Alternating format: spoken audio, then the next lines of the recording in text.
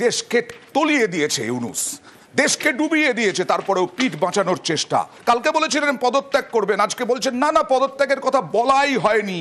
একেবারে ডিগবাজি মোহাম্মদ ইউনূসের। শুধু তাই নয়, আমার সঙ্গে এই মুহূর্তে সহকর্মী অতনু আছে।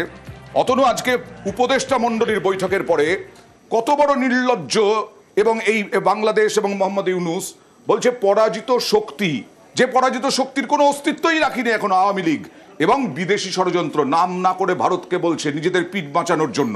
আসলে বলতে তো হবেই, এই যে আজকের এই মিটিংয়ের আগে একটা মঞ্চ তৈরি করা হয়েছিল কিরকম না, কাল বারবার বিভিন্ন গণমাধ্যমকে বলা হয়েছিল আসলে নির্বাচনটা তো আমাদের একমাত্র কাজ নয়, আমাদের কাজ বিচার সংস্কার নির্বাচন, তা আমরা সেটা করছি। যদি সেই হিসেবে দেখা যায়, ধরে নিলাম যদি সেই হিসেবে দেখা যায় বিচার, জুলাই গণহত্যার বিচার কোথায় হয়েছে? হয়নি। সংস্কার, কিসের সংস্কার হয়েছে? নিজেরাই আজ বৈঠকের পরে বলছে যে যখন তখন যে সে যে কোনো দাবি দাওয়া নিয়ে বসে পড়ছে রাস্তায়, এভাবে তো হতে পারে না। আর তো সেটা হচ্ছে কেন? কারণ আপনারা এখনো সংস্কার করতেই পারেননি, সেরকম জায়গায় তৈরি করতে পারেননি দেশের মধ্যে যেখানে সুষ্ঠু অবাধ শান্তিপূর্ণ নির্বাচন হতে পারে। আসলে নির্বাচন আপনারা করতে চাইছেন না, দেশের মানুষকে ব্ল্যাকমেল করার জন্য বলেছিলেন কি না তিনি ইস্তফা দেবেন। দেশের মানুষের মন বুঝে গেছেন, এবার উপদেষ্টাদের অন্যদের দিয়ে বলানোর চেষ্টা করছেন কি যে আসলে বিদেশি শক্তি, সেই ভারত বিরোধিতা, এই ভারত বিরোধিতার উপর ভর করে 9টা মাস তো কাটিয়ে দিলেন মোহাম্মদ ইউনূস। আর কতদিন? এরপর তো মানুষও ভুল বুঝবে, মানুষও তো এবার আর একই জিনিস শুনতে না বলছেন যে মানুষকে নিয়ে নাকি সমস্ত পোল খুলে দেবেন। সাধারণ মানুষকে খাওয়াতে পারছেন? সাধারণ মানুষকে সঙ্গে পাবেন তো? এটাই তো সবথেকে বড় প্রশ্ন। সাধারণ মানুষকে পাবেন কি করে? সাধারণ মানুষ বলছেন আমি একটা নির্বাচিত সরকার দেখতে চাই, সে নির্বাচিত সরকারই তো তৈরি করতে পারছেন না। আসলে নিজের গদি বাঁচানোর জন্য আর তো কিছু করার নেই, শেষমেশ সেই ভারত বিরোধিতার সুর চাপিয়ে দিচ্ছেন, বলছেন ভারতের। এবার দেখাবো পরিকল্পনা উপদেষ্টা, আরেক বৃদ্ধ যিনি গলা কাঁপছে, যার কথা বলতে গিয়ে তিনিই বলছেন কোথায়, উনি তো বলেননি যে পদত্যাগ করবেন। বিভিন্ন মন্ত্রণালয়ে সংস্কার কাজে আমরা এগিয়ে নিতে গেলে কি কি প্রতিবন্ধকতা হচ্ছে সেগুলো আমরা দেখছি। বড় পরিসরে আগামী নির্বাচন এবং একটা সুশাসিত গণতান্ত্রিক ব্যবস্থায় উত্তরণের জন্য যে ধরনের একটা ক্ষেত্র তৈরি করা দরকার, সেই কাজেও কি কি প্রতিবন্ধকতা কোথা থেকে আসছে সেগুলো আমরা চিহ্নিত করার চেষ্টা করেছি। আমরা আহ্বান জানাবো গণ অভ্যুত্থানের পক্ষের সকল শক্তিকে, রাষ্ট্রীয় সকল সংস্থাকে আমাদের এই লক্ষ্য অর্জনে সহায়তা করার জন্য।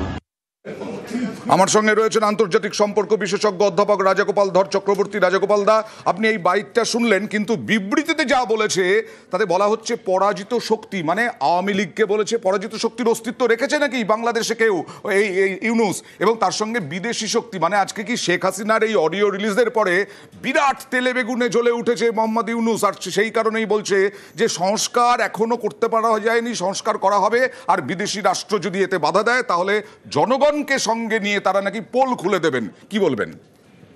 হ্যাঁ, সেই এটা তো বোঝাই যাচ্ছে যে ভারত পাকিস্তানে যে অপারেশন সিন্দুরের মাধ্যম দিয়ে যে জবাবটা দিয়েছে তাতে কিন্তু ভয়টা পাকিস্তানে বাংলাদেশে এসে গেছে, এবং কিছুটা সাহস পেয়েছে আওয়ামী লীগ, সাহস পেয়েছে সেখানকার সেনাবাহিনী।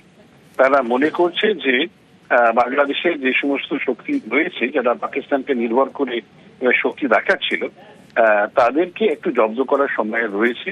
নিঃসন্দেহে ভারত থেকে কোনো সিগন্যাল যাওয়ার কথা, বা প্রত্যক্ষ বা পরোক্ষভাবে সেই সিগন্যাল নিশ্চয়ই তারা পেয়েছে, এবং শেখ হাসিনা যে বিবৃতি দিয়েছেন তাতে বোঝা যাচ্ছে যে ওনারাও খুব উদ্গ্রীব, ওনারাও তৎপর হতে চাইছেন সুযোগটা নেবার, এবং দেখা যাচ্ছে যে ইউনূস সাহেব পদত্যাগের বারবার বলছেন, লোককে নিজে বলছেন, অন্যকে দিয়ে বলাচ্ছেন পদত্যাগের ব্যাপারটা, যাতে করে সময় মতন অস্বীকার করা যায়। এটা কিছুটা সহানুভূতি পাওয়ার চেষ্টা থাকতেও পারে, এবং উনি সহজে ছাড়বেন না এটা কিন্তু পরিষ্কার উনি বুঝিয়ে দিয়েছেন, এবং আর্মির যদি চাপ না থাকে তারা হয়তো ছাড়বেন না। উনি হয়তো ভাবছিলেন যে কি করে মৌলবাদীদের দিয়ে পথে ঘাটে অসন্তোষ সৃষ্টি করে থেকে যাওয়া যায়, সেটা হয়তো কতটা পারবেন জানি না। তো যাই হোক, দেখা যাক। মানে আমাদের প্রতি মুহূর্তেই চেঞ্জিং সিচুয়েশন আমাদের অবজার্ভ করতেই হবে। হ্যাঁ, ধন্যবাদ। একদম অবজার্ভ করতেই হবে, আমাদের তো অবজার্ভ করতে হবে। শেখ হাসিনাও অবজার্ভ করছেন। শেখ হাসিনা আজকে বিরাট আক্রমণ করলেন, আবার কখনো খুনি বললেন, কখনো অর্থলোভী বললেন, কখনো শয়তান বললেন। আজকে আবার যেটা বলছিলাম যে অডিও রিলিজ, সেই অডিও রিলিজের জন্য তেলে বেগুনে জ্বলে উঠেছে কিনা উপদেষ্টারা, সেই অডিও শুনুন। আমাকে স্বৈরাচার বলা হয়, আমি নাকি গণহত্যা করছি, আমি নাকি মানব অধিকার লঙ্ঘন করছি। কিন্তু ইউনূস কি করছে? জুলাই 15 তারিখ থেকে যে হারে গণহারে পুলিশ হত্যা করা হয়েছে, আওয়ামী লীগের নেতাকর্মী হত্যা করা হয়েছে, সাংবাদিক হত্যা করেছে, পেশাজীবী হত্যা করেছে, তার কোনো বিচার হবে না। ইন্ডেমনিটি দেওয়া হয়েছে। কেন দেওয়া হবে ইন্ডেমনিটি? খুন করে ইউনূসের বাহিনী। এগুলি তো তার মেটিকুলাস ডিজাইনের অংশ। বাংলাদেশ আওয়ামী লীগের কোনো একটা নেতা কর্মীর ঘর বাড়ি নাই, ব্যবসা প্রতিষ্ঠান নাই, জ্বালিয়ে পুড়ে ছারখার করে দিচ্ছে, নিঃস্ব করে দিচ্ছে আমাদের এক একটা নেতাকর্মীকে। অস্ত্র অর্থ ছড়িয়ে যারা এই ক্ষমতা দখল করলো, সেই ডক্টর ইউনূস এই 8টা মাসে মানুষকে কি দিতে পেরেছে? ডক্টর ইউনূস ক্ষমতায় আসলেন, সব জঙ্গি এবং সন্ত্রাসী যাদেরকে গ্রেপ্তার করেছিলাম, বাংলাদেশকে জঙ্গি মুক্ত করেছিলাম, সবাইকে ছেড়ে দিল। সারা জীবন গ্রামীণ ব্যাংকের সমস্ত টাকা মেরে খেয়েছে। যত ডোনার কান্ট্রি যত টাকা দিয়েছে, একটা টাকা গ্রামীণ ব্যাংকে যায় নাই। সেটা দিয়ে ইউনূস নতুন নতুন কোম্পানি খুলে ব্যবসা করেছে। যারা নির্যাতিত তাদের বিরুদ্ধেই মামলা, আর যারা নির্যাতনকারী তাদেরকে ইন্ডেমনিটি দেওয়া হয়েছে। আমি তো লাশের উপর লাশ ফেলে ক্ষমতা থাকতে চাইনি, অথচ ইউনূস তো লাশ ফেলেই লাশের উপরে পাড়া দিয়েই তো ক্ষমতা এসেছে। এখন দেশ বিক্রি শুরু করেছে। ক্ষমতা আসতে না আসতে বলে মিয়ানমারের বর্ডার, সেই বর্ডারে নাকি সরকারের নিয়ন্ত্রণ নাই। আওয়ামী লীগ আমলে তো এই বর্ডার কখনো এরকমভাবে নিয়ন্ত্রণহীন হয়নি। আমরা রক্ত দিয়ে এই দেশ স্বাধীন করেছি, এটা আমাদের মনে রাখতে হবে। দেশ চালাতে যোগ্যতা লাগে, সে যোগ্যতা এদের নাই। স্পষ্ট কথা, যত মিথ্যা মামলা দেওয়া হয়েছে সব প্রত্যাহার করতে হবে।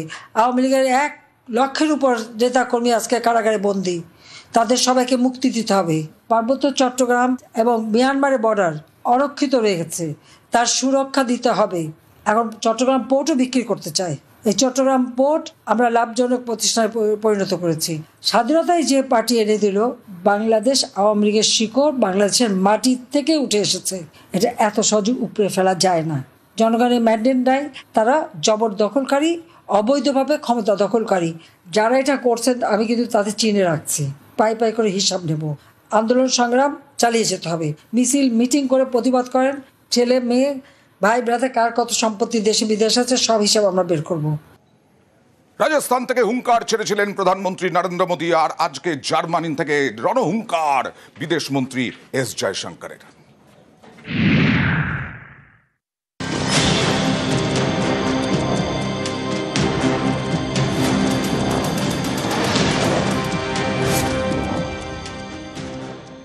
कोई भी न्यूक्लियर ब्लैकमेल भारत नहीं सहेगा।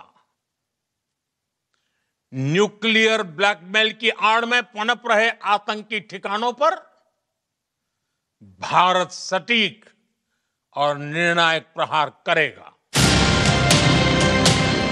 পরমাণু হুমকি দিয়েছিল পাকিস্তান, পাল্টা হুঙ্কার দিয়েছিলেন প্রধানমন্ত্রী। এবার বিদেশ থেকে সুর চড়ালেন বিদেশমন্ত্রী। জার্মানিতে দাঁড়িয়ে পাকিস্তানকে কড়া বার্তা S জয়শঙ্করের।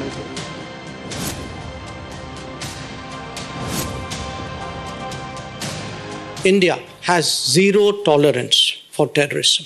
India will never give in to nuclear blackmail.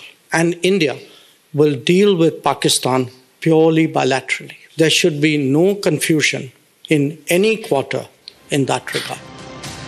Bharat Pak সীমান্তে উত্তেজনা, গরম কূটনীতি, এসবের শুরু গত 22 এপ্রিল। কাশ্মীরে জঙ্গি হানার ঘটনা, পেহেলগাঁওয়ে হত্যালীলা চালায় পাক মদতপুষ্ট জঙ্গিরা। বেছে বেছে পর্যটকদের গুলি করে খুন করা হয়। পেহেলগাঁওয়ের বদলা নেয় ভারতীয় সেনা, নাম অপারেশন সিঁদুর। পাকিস্তান এবং পাক অধিকৃত কাশ্মীরে গুড়িয়ে দেওয়া হয় জঙ্গিদের ঘাঁটি।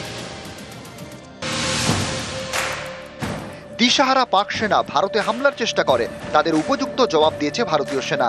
অপারেশন সিঁদুরে একের পর এক পাক বিমান ঘাঁটি ধ্বংস করে। ভারতের অ্যাকশনে তছনছ Pakistan.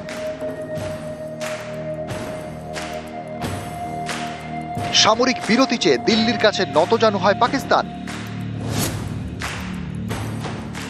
Now, we resolved that conflict for the moment in its particular military form through agreement and understanding for a cessation of firing and military action. We hit them very hard on a particular morning, the morning of the 10th to be precise, and that caused the Pakistanis to say, okay, we're prepared to stop the firing and reach an understanding about how to deal with it. Operation সিঁদুর ভারতীয় সেনার সফল অভিযান এ নিয়ে বিশ্বজুড়ে প্রচার করছে ভারত। বিভিন্ন দেশে গিয়েছে প্রতিনিধি দল। একই সময়ে জার্মানি থেকে সুর চড়ালেন বিদেশ মন্ত্রী। India has zero tolerance for terrorism. India will never give in to nuclear blackmail. We also value Germany's understanding that every nation has the right to defend itself against terrorism. News 18 Bangla. সন্ত্রাসবাদের pole খুলে দিল পাকিস্তানের। আজকে বিভিন্ন দেশেই ভারতের প্রতিনিধি দল, বিশেষ করে জাপানে অভিষেক বন্দ্যোপাধ্যায় কড়া আক্রমণ করলেন পাকিস্তানকে। যদি জলাতঙ্ক কুকুর হয়, সেই কুকুরের পাগলা প্রভু হচ্ছে পাকিস্তান, এমনভাবেই আক্রমণ করলেন অভিষেক বন্দ্যোপাধ্যায়।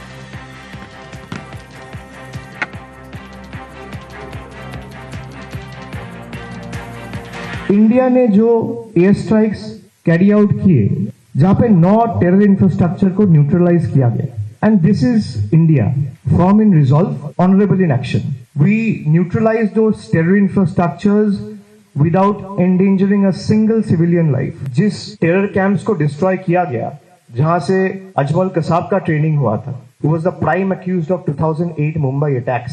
वो एक एक करके 9 टेरर अटैक्स को हम लोग न्यूट्रलाइज किए।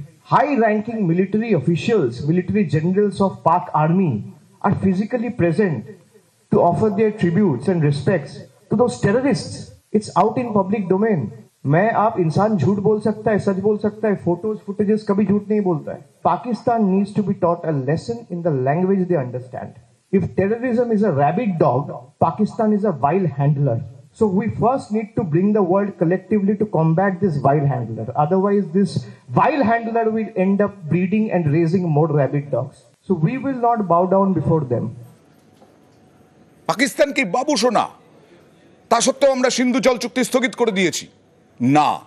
পাকিস্তানের সঙ্গে সিন্ধু চুক্তি স্থগিত করেছি কেন? পাকিস্তানের কুকীর্তি ফাঁস করেছি আমরা। রাষ্ট্রসংঘে আবার পোল খুলেছি। পাকিস্তানের রাষ্ট্রসংঘে ভারতের প্রতিনিধি পি হরিশ আজকে কুকীর্তি ফাঁস করে দিয়েছেন। আর তারপরেই আমরা এই সম্পর্কে আন্তর্জাতিক সম্পর্ক বিশেষজ্ঞ রাজাগোপাল ধর চক্রবর্তীর সঙ্গে কথা বলেছিলাম। Pakistan has violated the spirit of the treaty by inflicting 3 wars and thousands of terror attacks on India. In the last 4 decades, more than 20,000 Indian lives have been lost in terror attacks, the most recent of which was a dastardly targeted terror attack on tourists in Pahalgam last month. Some of the old dams are facing serious safety concerns. However, Pakistan has continued to block consistently any changes to this infrastructure. That India has finally announced that the treaty will be in abeyance until Pakistan, which is a global epicenter of terror, credibly and irrevocably ends its support for cross-border terrorism. এটা ভারত স্থগিত রাখতে চাইছে দুটো কারণ বলে আমার মনে হয়। একটা হচ্ছে তো পাকিস্তানকে আমরা শিক্ষা দিতে চাই, সুতরাং ভারত বেশ কিছুটা সময় নেবে যতক্ষণ না পর্যন্ত আমাদের ওই নদীগুলোর জল কিছুটা আমরা দেশের মধ্যে অন্যত্র ছড়িয়ে দিতে পারি। সেই প্রচেষ্টা এখন থাকবে তো বটেই। সুতরাং পাকিস্তানকে সবক শেখার সময় এসেছে। সে মনে করছে ভারতবর্ষে টেররিজম পাঠিয়ে ভারতবর্ষকে অশান্ত করাটাই তার কাজ। সুতরাং ভারত নিঃসন্দেহে এই সমস্ত সুযোগগুলোকে ব্যবহার করে এখন রাষ্ট্রসংঘের প্ল্যাটফর্মে ভারত গেছে এবং জানিয়ে দিতে চাইছে কেন জলটাকে আটকানো হয়েছে। আমরা পাকিস্তানের সাধারণ মানুষকে ক্ষতি করতে চাই না, কিন্তু সামরিক বাহিনী আতঙ্কবাদীদের একটা শিক্ষা দিতে চাই। এইটুকুনি আমাদের প্রচেষ্টা মাত্র।